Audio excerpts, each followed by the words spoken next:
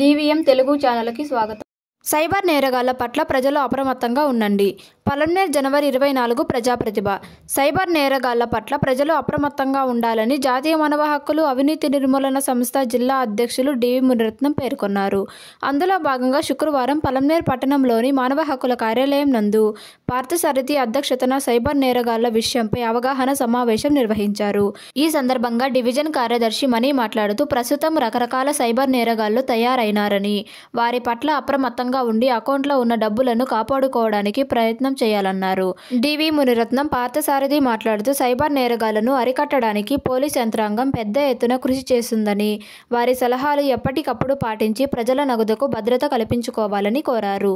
ఏ ఆగంతుకుడి నుండి ఫోన్ వచ్చినా స్పందించకూడదని, ఓటీపీ చెప్పమని బ్రతిమలాడినా చెప్పకుండా పోలీసులకు సమాచారం ఇవ్వాలన్నారు.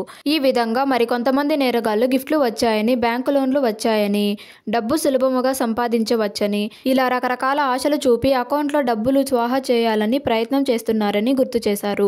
ఇప్పటికే అనేక మంది సైబర్ నేరగాళ్ల ఉచ్చులో పడి కోట్లాది రూపాయలు పోగొట్టుకున్న సందర్భాలు కోకొల్లోలంగా ఉన్నాయన్నారు. మరికొంతమంది 1000 రూపాయలు చెల్లిస్తే 10,000 రూపాయలు అకౌంట్లో జమవుతాయని ఆశ చూపించి మోసాలకు పాల్పడుతున్నారని, అలాంటి వారి మాటలు నమ్మొద్దని కోరారు. పట్టణ గ్రామీణ ప్రాంతాల్లో అనుమతులు లేని చిట్ ఫండ్స్ చీటీలు నిర్వాహకుల పట్ల జాగ్రత్తలు పాటించి మోసపోకుండా ఉండాలని, అలాంటి వారి వివరాలు పోలీసులకు తెలపాలన్నారు. ఈ కార్యక్రమంలో సోమశేఖర్, సరస్వతి, బుజ్జి, గుర్రం సుబ్రహ్మణ్యం, గంగిరెడ్డి, శ్రీనివాసులు, ఆనంద్, రమణ, నాగార్జున తదితరులు పాల్గొన్నారు.